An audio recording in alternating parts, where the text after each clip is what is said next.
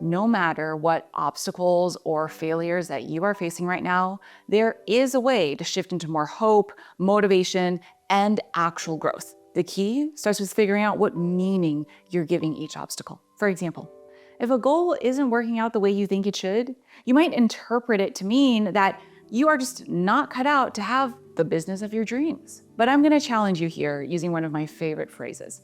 Feelings are not facts. Just because you might feel frustrated, dejected, maybe even hopeless, which unfortunately are all just part of building your own business, it doesn't mean that you are actually and factually truly in a hopeless situation. What if you flipped this meaning and instead looked at it like, this is really not going the way that I thought it would, but the real issue is that I am simply not getting enough sales calls. That's it, no additional meaning.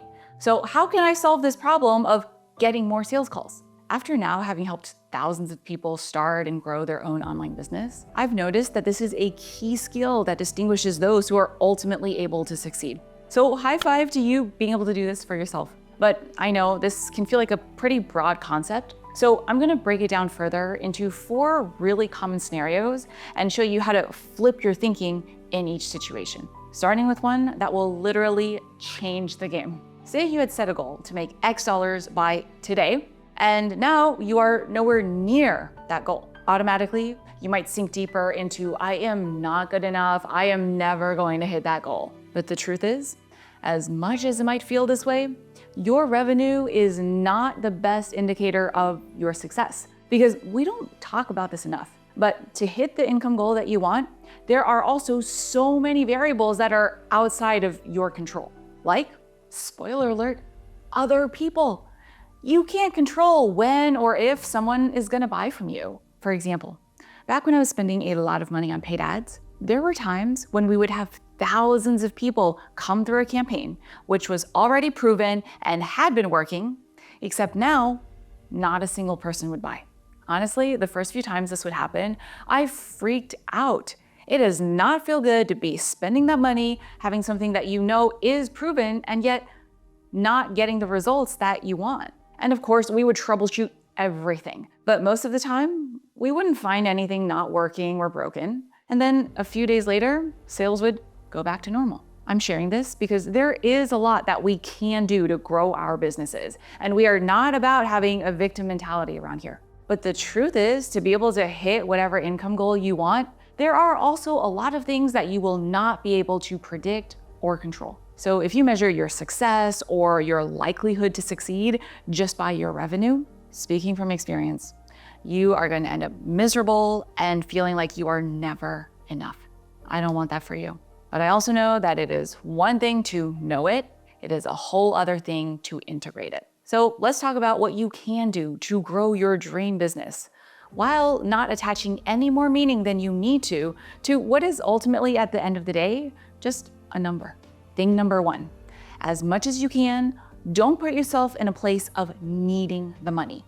And I know this is easier said than done, but this is one of the reasons why I always say to stay in your job, no matter how much you want to leave, until you are generating enough revenue in your business to be able to replace your salary. And I know this goes against a lot of common advice where people say, just do it. You've got to burn the bridges to show that you're all in and you're committed. But for me, and this is what I personally did too, that insecurity is just not worth it. Plus, you've probably got bills to pay.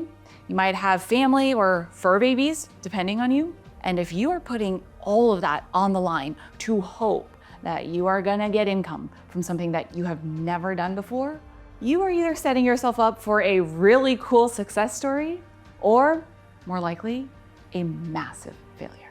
That's why I recommend not only building your business on the side first, but also focusing on your sales. Just because we're not letting our revenue numbers make us feel bad about ourselves does not mean we're not aiming to actually hit our revenue goals. And this is why I will say until the end of time, if you are just posting on social media, hoping that the sales will follow, you are not really building a business. You are just posting on social media. In fact, there are so many other ways that are much more likely to help you start getting sales faster. Like if you go on other people's podcasts and share what you know in exchange for getting in front of their audience. Or if you offer your work for free to a few potential clients to start building trust. The specifics of what will work best for you depend on your business, your strengths, and your industry. But the point is, there are so many more things that you can be doing to prioritize sales, not content, not audience size, not engagement, because those things are not gonna be paying your bills. But it's also not enough to just be proactive. You also need to manage your mind, because it can get really easy to get disheartened when you're not seeing the results come in yet. I have been there. This is a huge part of the reason why it took me 3 years before I actually got serious and started gaining momentum in my very first online business. So what I found helpful is to ask myself, if not by revenue, how else can I measure my progress? That could look like acknowledging how much your copywriting skills have improved, or noting how you're starting to get more thoughtful engagement because the quality of your content has improved. The best way to keep your head in the game, in my opinion, is to focus on the things that you are in control of and note how you're getting better and better at them. Because I bet you are making progress. You just gotta remind yourself of it. Plus, and we'll talk about this in a later tip, things can literally change like that. So this stage is not gonna be forever. And I have found this personally super helpful to keep in mind, that there are stages in your business growth. Plus, no one gets to skip any of them. That means that the people that you might be comparing yourself to right now, who might feel like they're light years ahead of you, they all had to go through these stages too. Many years ago, I once complained to a mentor of mine, I really think I should be further ahead. Why am I not doing as well as so-and-so? I work just as hard and I think I'm smarter too. I am not proud that I thought that, but I'm sharing this because I hope that what I learned will be helpful for you too. Thankfully, my mentor set me straight. She said, I'm gonna stop you right there. You're saying should a lot, as if you actually know what the people you're comparing yourself to have gone through. The truth is, you don't really know anything about what they've actually gone through or how hard they worked. I felt really humbled in that moment, but it was what I needed to hear. When you're thinking that you should be somewhere where you're not yet, what's most likely going on is that you are judging yourself compared to an unfair, maybe even made up standard. Essentially, you're translating your results and your accomplishments into meaning that you're somehow not good enough. Otherwise, you should be further ahead. But the reality is, you are always exactly where you should be. In your current stage, learning your current lessons. That's why these days, I try to keep the word should completely out of my vocabulary. And instead ask myself, why am I here? What do I need to learn to grow past this stage? I found that this shifts the meaning and the focus off of your worth and your ability, which actually has nothing to do with your accomplishments anyways, to focusing on what skills you simply need to learn and improve, which is not only the truth, but also a much better frame of mind, which will also help you grow faster too.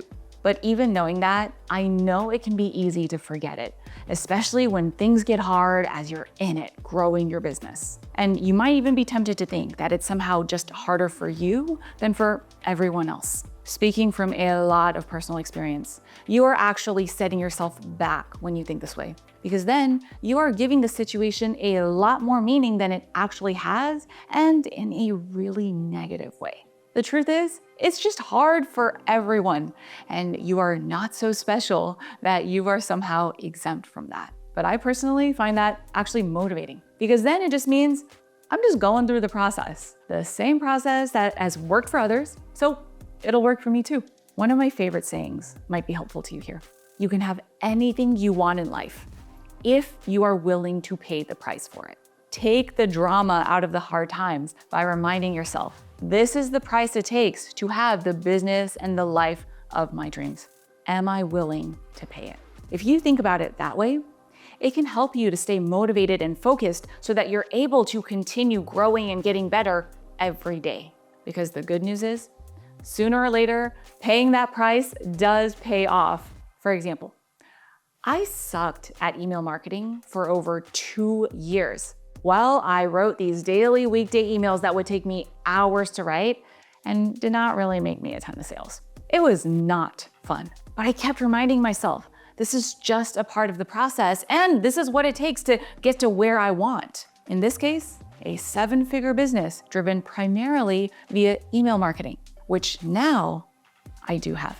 But this never would have happened if during those years of hard, I let myself give up because I took that hardship to mean that somehow email marketing just wasn't gonna work for me. So when things get hard, embrace it. It just means you're paying the price, which will pay you back as long as you don't give up. And I hope you take this to heart as the motivating truth, not just some fluffy cliche. Because the reality is, we are literally programmed to base our future success on our past. But that's not how life works. Life is anything but linear. And in fact, you are not gonna have proof that you can do a new thing until you've actually done it. That's why there's one critical word that you can add to your thinking to make a massive difference. You've probably heard the story of Thomas Edison's light bulb and how it took him over 1,200 tries before he figured it out. Each time he failed, his thinking was, haven't figured this out yet, but I learned another way that doesn't work. Did you hear the key word in that phrase? Just because your business hasn't taken off yet doesn't mean that it won't in the future. One of my favorite examples of this is Nintendo. Because when you think Nintendo, you think super successful video gaming company, right? But they did not start that way. In fact, initially, they started by selling trading cards, which totally flopped.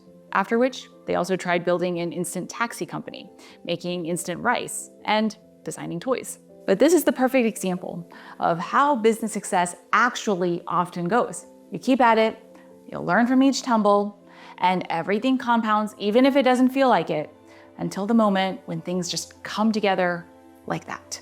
For Nintendo, their like that moment finally came when they moved into making games, with their big break coming from an arcade game you've probably heard of, Donkey Kong. And now with a $62 billion net worth. Imagine if they had given up after their failed trading card attempt, thinking, this just means it is not meant to work for us. Now, let's be honest.